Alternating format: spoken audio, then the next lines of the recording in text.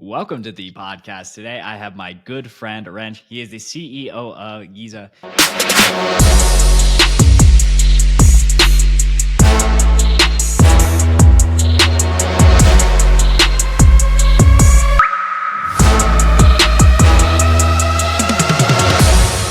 quick, for people that are unfamiliar with your company, describe what you guys are doing and what you're hoping to accomplish there. Yeah, thank you so much for having me, Jax. It's a pleasure to be here. Great to kind of like rekindle our connection after meeting in Denver. Well, Giza is the essential infrastructure that enables intelligent financial markets. Our main mission is to transform how capital moves in decentralized systems, how to enable capital flow without any human intervention. And we can unbox that in the next minutes. Yeah, absolutely. So for some listeners, they might be like, "What? Aren't the financial markets already pretty smart? Don't we have a bunch of like really intelligent people in New York City and Singapore and wherever the other hubs are, constantly on the finger of the pulse? Like, well, what do you mean by intelligent financial markets?" Yeah, that's a great question. So it's a bit of like a three-sided puzzle that we need to unbox here. In each side, there's different problems that we want to solve, and different liberations we want to create. On one hand, we have the users and the human side of all of this. The reality is that we are in an era where the technology that we use, the products that we use, kind of define who we are and shape our emotions. And most of the time, they abstract what is the most valuable from us, which is the time we have. The current ecosystem of financial instruments we have in decentralized systems are basically attention sinks that requires infinite amount of attention. And if we don't find an innovative way out of it, they are going to eat us alive. And they are eating us alive already. There's this constant amount of fragmentation, monitoring, and puzzles that we need to put together in DeFi that doesn't really serve the right amount of audiences or really unlocks this time from our end. That doesn't really bring value from our time. So from a pure humanitarian perspective, we need better products that optimizes our time and gets what's the best out of us in a totally humanitarian perspective. The second part of all of this is the financial markets and what the promise of DeFi was when it first started. When we first started out, the ideology behind DeFi, the promise behind DeFi was anybody who wants finance can get finance. And that was like an aha moment. There was like a revelation in financial markets where you don't need permission gatekeepers to get the best out of your buck. But as we moved out of this system and as we developed more and more sophisticated solutions, more and more complex products, the amount of people that DeFi served got smaller and smaller and smaller and smaller. Now it only serves like a handful of people that knows how to conduct it and that knows how to understand these nuances.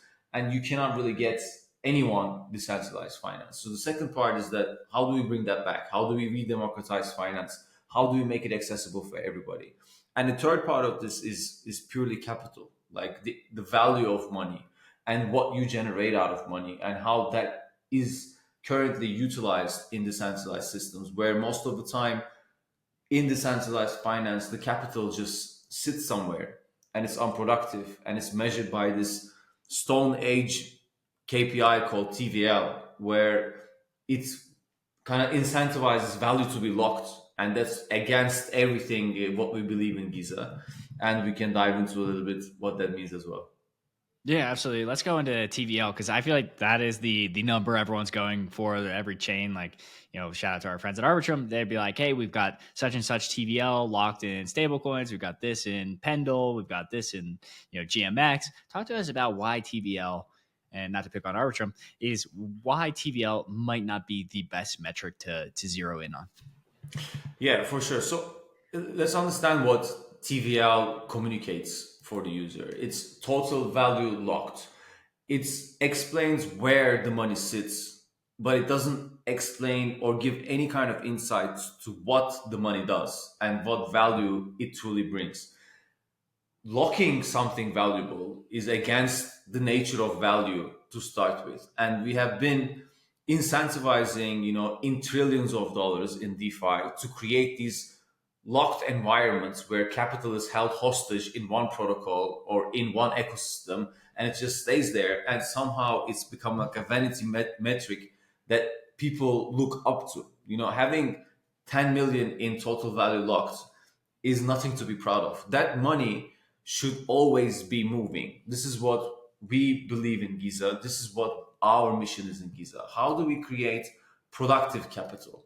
How do we create money that doesn't just sit somewhere, but we create money that is constantly thinking, that is constantly influencing everything around it? And for us, capital should be relentlessly productive. Having billions and trillions just sitting idle for us is unacceptable. And the true, power of Giza and the mission of Giza lies in transforming static capital into intelligent capital, enabling DeFi to fulfill its promise of, open, efficient, accessible markets to all participants, regardless of their technical sophistication, and allowing this capital flow continuously in an environment where the biggest differentiating factor of crypto markets is that it's online, ongoing 24/7. So our stance is that if you have a market that is active 24/7, why the money within that market is not active 24/7? So this is our battle towards TVL, and this is the evolution that we are, running towards. I've often thought that I say TVL kind of weird when they could send it to me, which I think would be a very intelligent decision. However, if people are not maybe bought into just sending Jax random funds, talk to us a little bit about how, it helps make the funds more smart. Like how can we, not just focus on this TVL number, but how can we actually make our funds and our money like work for us or work for our organization? Yeah. So that's a very good question. Like currently, the decentralized finance stands in this footprints of a profound transformation, one that will fundamentally reimagine how markets operate, how capital flows, and who benefits from financial innovation. At the center of this revolution are, the autonomous entities and our agent infrastructure, and we set to unleash a wave of productive capital that will reshape DeFi and its entirety. Today's DeFi ecosystem operates under, severe constraints. These boxes of billions in capital sitting idle or suboptimally deployed due to limitations either from humans or the protocols themselves. Our technology and our vision shatters these barriers, and we create a new paradigm where capital becomes perpetually active, perpetually intelligent, and responsive. What that means is you go into like a protocol liquidity renaissance where protocols will experience unprecedented depths of efficiently allocated liquidity as agents continuously optimize capital placement across the ecosystem. So this will eliminate the feast or famine cycles of incentivized liquidity, and we create sustainable depth that enables protocols to focus on innovation rather than constant liquidity mining. What we want to emerge is this concept of capital consciousness. As you delegate the control of this capital to autonomous entities, will witness the emergence of this new form of market intelligence, and capital will flow almost like water, finding its level instantly, responding to inefficiencies, balancing risk reward ratios across protocols, across chains, and creating market conditions that were previously impossible in human driven DeFi systems. And we talked about, democratizing, re-democratizing, and strategies once exclusive to elite trading groups or trading firms will become accessible to anyone. And this will expand who we serve. And you always hear this, mimetic objective of, bringing the next billion users to Web3. I'm sure many people said this in your podcast to you. For us, the main way to enable this transformation to happen is to unleash capital and unleash how it is transformed. And the most profound impact will be the capital productivity. As the agent deployment scales, this multiplier effect will transform DeFi's economic dynamics completely. Yeah, let's talk about for people that are like, okay, theoretically that makes a ton of sense, and they might hear agents and they're like, agents, the thing that replies to my Twitter comments, or the Yeah. the maybe potentially annoying chat bots at times. Talk to them a little bit, like, why should we even be excited about agents, and why should we trust them with our money? Yeah, that's a really good question. So this goes back to like the initial conversation we had about like problematizing the human side of this, especially when we are asking this question from a user perspective. And currently, the users face incredible challenges in understanding DeFi, in conducting DeFi, in understanding where to put their money. It's takes hours of human time to onboard yourself into a protocol, to understand its dynamics, to sign 30 different transactions. While all you really need from the user side is an intent, like intent to achieve something with your capital. I want the best yield possible. I want to invest in stable coins. I want to invest in LRTs. And everything else should be handled by an entity that is much more capable of handling the execution, handling the profitability, handling the risk associated with everything.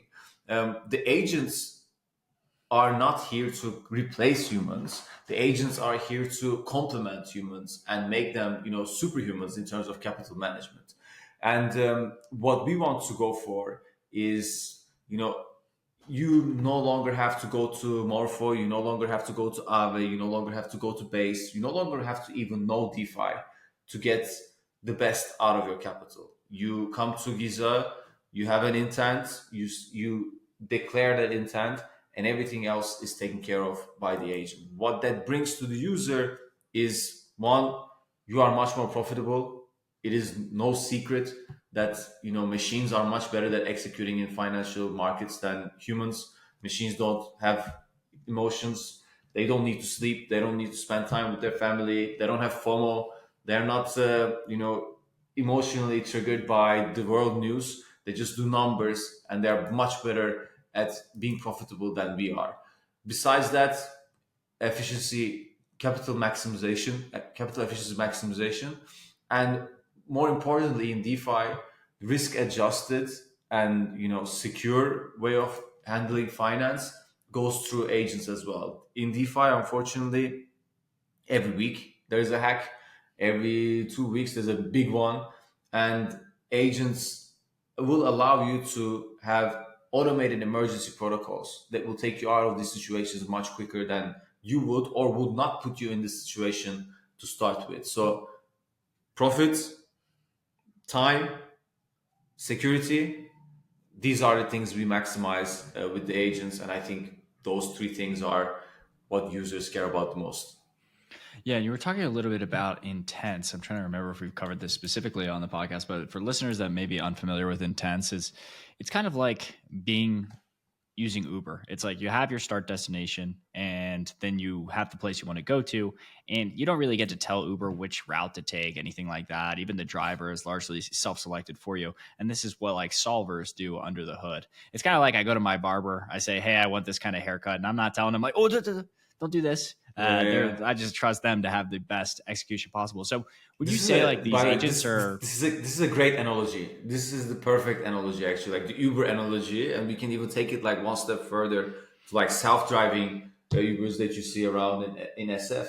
Like currently, how it works in DeFi is that if you want to go somewhere and if you call an Uber, the Uber driver will come, get out of his car, and will demand you to understand how the engine works and kickstart the car manually, and then you probably have to push the car to go from A to B. This is like the current state of DeFi, and this is what the users every day have to deal with.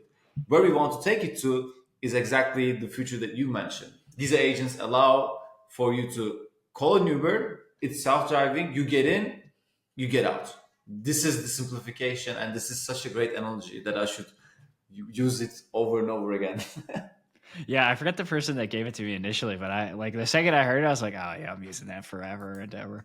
But yes, okay. So now we understand. Okay, user comes in, and is it as simple as this? Is it I come into the tool and I say, you know what, I want to get the best stablecoin yield possible for my like USDT that's in the treasury, and then the agents would go out there and be like, all right, here's what we got to do.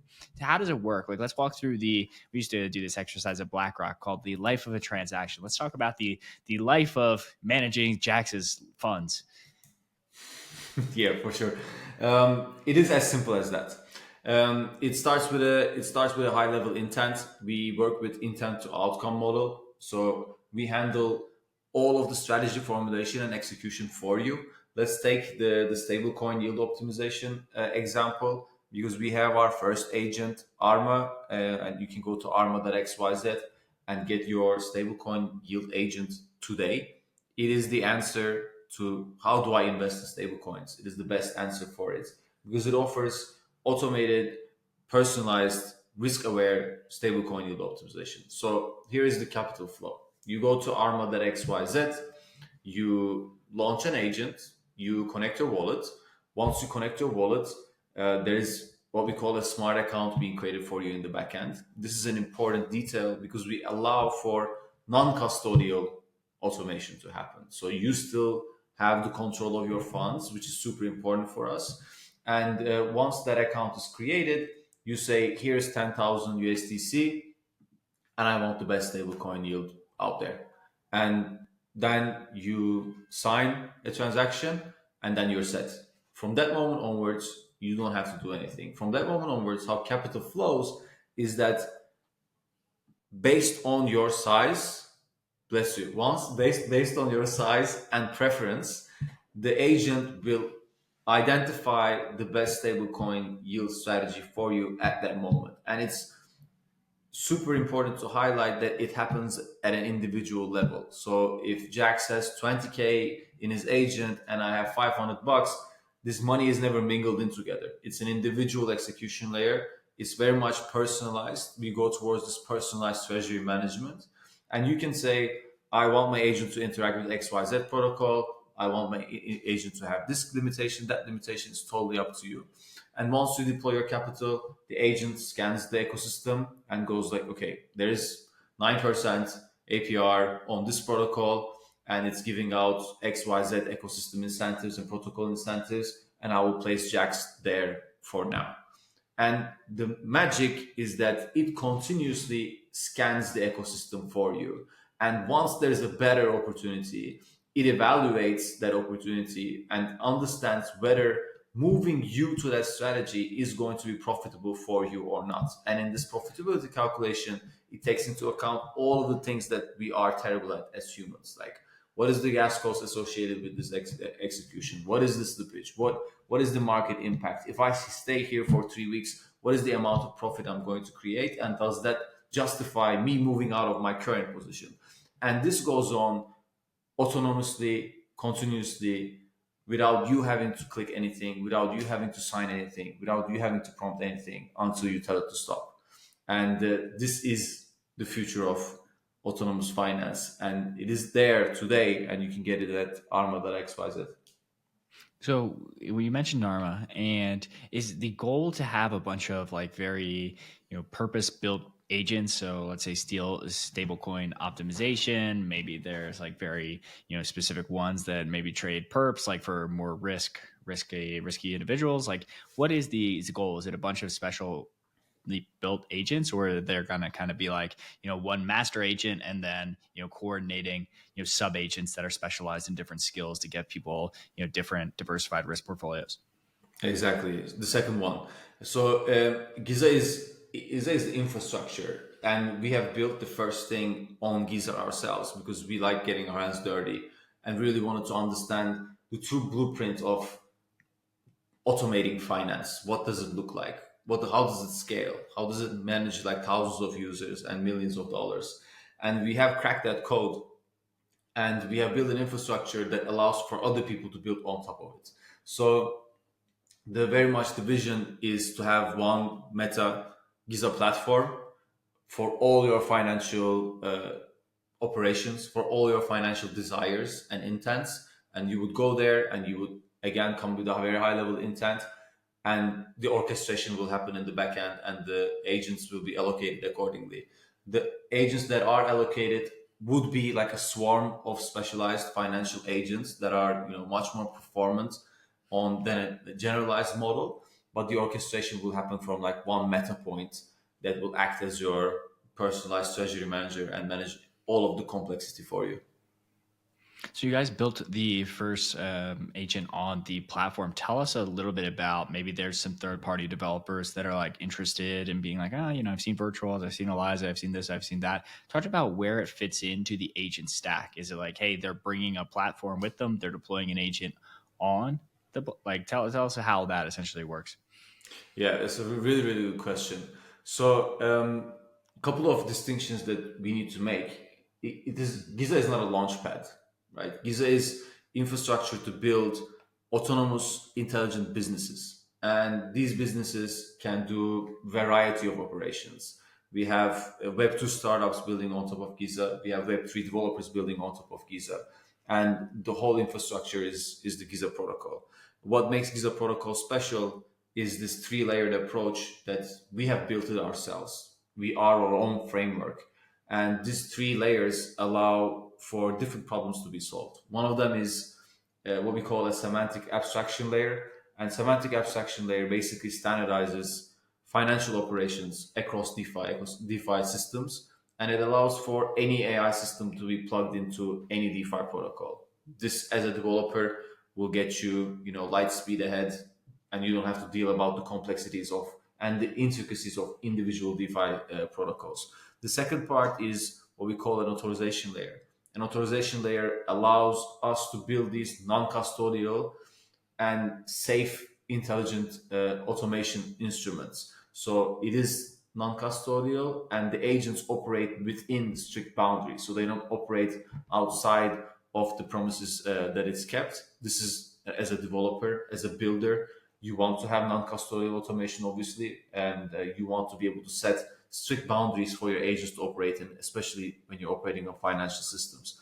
And the third part is the decentralized execution layer, where you don't have to, you don't have to think about Giza being in the middle. You don't have to rely on a central server.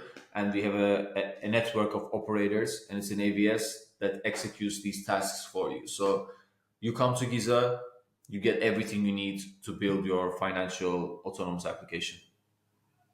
And you mentioned autonomous financial applications. So obviously you guys have picked that particular niche. Kind of going forward looking and looking at, maybe the agentic economy, how do you think things would unfold? Not just in finance. I think you all are probably aligned that, autonomous agents optimizing our portfolios and making the most out of our money is going to be good. Where do you think agents go in general? I remember interviewing David from Lip Protocol, and he says we might be seeing the death of the app economy, where like you just open your phone, you click into particular apps. You might just have like a master agent that controls a bunch of like sub agents that perform tasks for you. Where do you think things are going in the agent perspective?